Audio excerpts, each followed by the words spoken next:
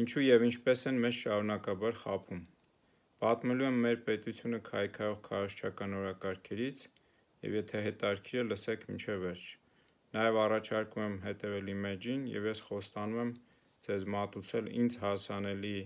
ամբողջ ճշմարտությունը և գիտելիքը պետության մասին և հայկական շահեր սպասարկող օրակարգերի մասին։ Այսպիսի գիտելիքի և տեղեկատվության հասանելիությունը ձեզ հնարավորություն կտա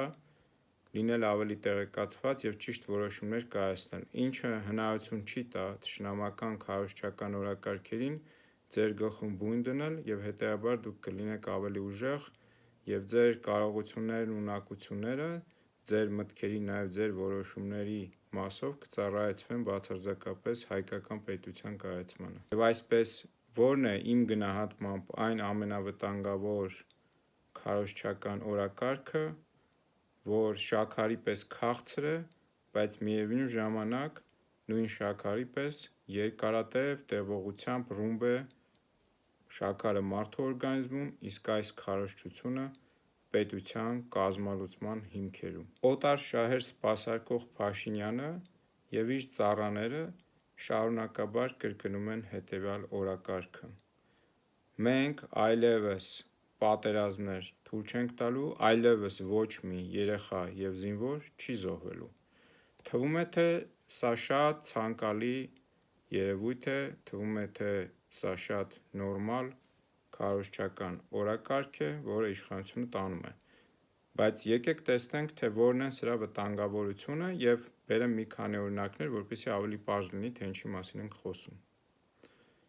Եկեք պատկերացնենք, որ բժիշկներից ոմանք կսկսեն զբաղվել քարոզչությամբ և կասեն, որ այսուհետ բժշկական ծառայություններ մատուցելիս ոչ մի բժիշկ չպետք է մահանա, ոչ մի բժիշկ չպետք է առողջության վնաս ստանա և ոչ մի համավարակ օրինակ չպետք է լինի։ Պատկերացրեցիք, չէ՞, սա պատկերացրեցիք ինչ աբսուրդ է հնչում։ Այսինքն համավարակների ժամանակ մենք գիտենք, որ շարունակաբար եղել են դեպքեր և լինելու են դեպքեր, երբ բժիշկներ են մահանում իրենց պարտականությունները կատարելիս, այսինքն մարդկանց ծառայելիս, մարդկանց ծանր վիճակում օգնելիս։ Մեկ այլ օրինակ բերեմ, պատկերացրեք, որ փրկարար ծառայության աշխատակիցները ինչ-որ պահի ինչ-որ մարդիկ որոշեն քարոզչությամբ զբաղվել և ասեն. այսուհետ որևէ փրկարար չի մահանալու և փրկարարների աշխատանքի էությունը պատկերացնելիս բոլորս գիտենք, որ լինում են տարերային աղետներ և փրկարարների դերն է այդտեղ օգնել մարդկանց, փրկել մարդկանց կյանքեր և հնարավոր է, որ մահանան նաև փրկարարներ։ Մեկ այլ օրինակ բերեմ, եկեք պատկերացնենք, որ ներքին կյանքում անվտանգության երաշխավոր ոստիկանությունը ինչ-որ պահի ինչ-որ մարդիկ քարոզչություն կանեն, կասեն այսուհետ ոչ մի ոստիկան չի մահանալու, չպիտի մահանա և ոչ մի հանցագործություն չպիտի լինի։ Աբսուրդ է, չէ՞ հնչում։ Ոստիկանի ծառայության նպատակն էլ ո՞րն է։ Մարդկանց կյանքի, ազատության, սեփականության իրավունքի պաշտպանությունը և այդ ծառայության ընթացքում հազար ու մի բան է լինում, տերորիստական ակտեր, մարդկանց կյանքերի ու ունեցվածքի նկատմամբ ոտնձգություններ և ոստիկանի դերակատարումն է պաշտպանել, ինչպես նշեցի, այս երեք իրավունքները և հետևաբար այդ ընթացքում իրենց ծառայությունը կատարելիս հնարավոր է, որ նաև զոհվեն ոստիկաններ։ Հայաստանում նման դեպքեր եղել են, ես օրինակներ չբերեմ, բոլորդ գիտեք։ Հիմա պատկերացրիք, չէ՞, հիմա վերադառնանք իրենց բերած օրինակին, ինչ են ասում։ Ասում են այսուհետ ոչ մի պատերազմ չպիտի լինի, այսուհետ ոչ մի զինվոր չպիտի զոհվի։ Պատկերացրեցիք, չէ՞։ Դե հիմա բերեք հասկանանք զինվորի բանակի դերակատարումը ո՞րն է։ Բանակի դերակատարումը այն բերածս օրինակների դեպքում օրինակ բժշկությունը, հիվանդությունների դեմ հանրությանը, ժողովրդին պաշտպանությունն էր, ոստիկանությանը ներքին վտանգներից պաշտպանությունը, փրկարար ծառայությունը արհավիրքներից պաշտպանությունը, բանակի զինվորի դերն էլ արտաքին վտանգներից տեսակի ժողովրդի պետության պաշտպանությունն է։ Եվ հետևաբար մի կողմը չի որոշում պատերազմ կլինի, թե չի լինի, ինչպես որ մնացած երեք օրինակները, որ բերեցի, այդ բոլոր դեպքերում էլ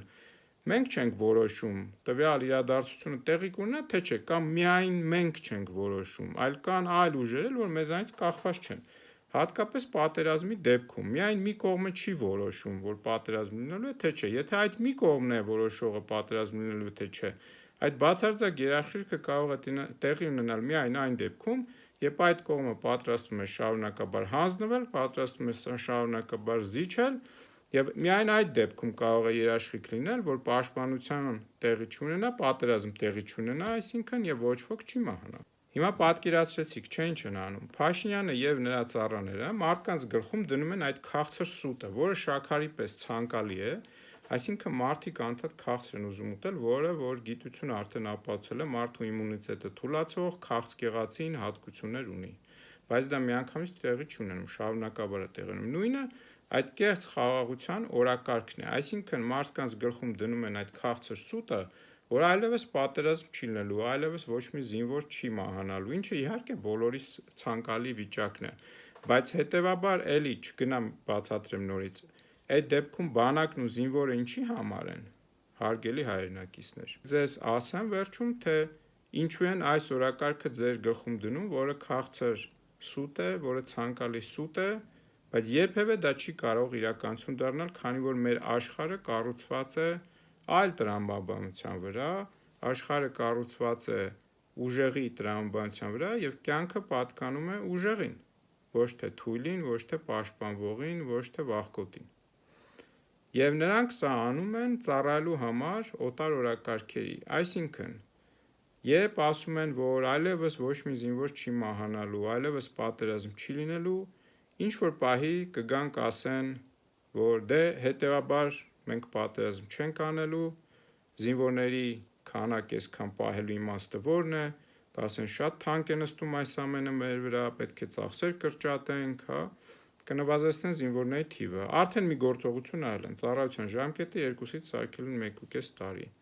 Շարունակաբար այս կեղծ օրակարգերը մտցնելով կբերեն մի վիճակի, որ մեր երկրի պետության պաշտպանունակությունը կմոտենա 0-ի, եւ սա ի դեպ սրա վտանգությունն է, որ տեղի կունենա բոլորիս լուր համաձայնությամբ, քանի որ այդ քաղցր սուտը այդքան ցանկալի է բոլորի համար։ Սա է սրա վտանգավորությունը, հարգելի հայրենակիցներ։ Հիշենք մեր տարածաշրջանի հետ կապված թուրքական գլխավոր օրակարգը։ Հայաստանը չպետք է բանակ ունենա, Հայաստանին ոստիկանություն ունենան մի փոքր ներքին վտանգներից, իրենք իրենցից այսպես ասած պաշտպանելու բավականն է։ Սա է իրական թուրքական օրակարգը։ Իսկ ինչու է սա թուրքական օրակարգ։ Որովհետև նրանք լավ գիտեն, որ ցեղասպանել են հայերին դիտավորությամբ, այսինքն դա տեղի չունեցել պատահական քաոսի հետևանքով, առաջին աշխարհամարտի հետևանքով տեղ ունեցած, ինչի մասին իրենք շարունակաբար պնդում են, ինչը կեղծիք է, սա եղել է կազմակերպված ցեղասպանություն, ուն է զրկում հայ ժողովրդին իրենց հայրենիքից տեղահանում։ Եվ նրանք լավ գիտեն, որ արդարությունը վաղ թե ուշ վերականգնվելու հատկություն ունի եւ հետեւաբար իրենք ամեն ինչ անելու են, որպեսզի այդ արդարությունը փորձեն այնպես անել, որ երբևէ չվերականգնվի։ Իսկ այդ արդարության վերականգնման ծիլը հենց մեր պետությունն է, որ այս տարածաշրջանում ստեղծվել է։ Իսկ ցանկացած պետություն առանց բանակ ինքը ոչ մի բանի պիտանի է։ Հետևաբար իրենց օրակարգն է, որպեսզի Հայաստան պետությունը չունենա պաշտպանունակություն, որպեսզի հայ ժողովուրդը չուզենա պաշտպանվել եւ լինի թույլ եւ թուլակամ ենթարկվող եւ հանձնվող։ Սա է այն վտանգավոր օրակարգը, որ մեզ մատուցում են, հարգելի հայրենակիցներ, խնդրում եմ եղեք արջալուրջ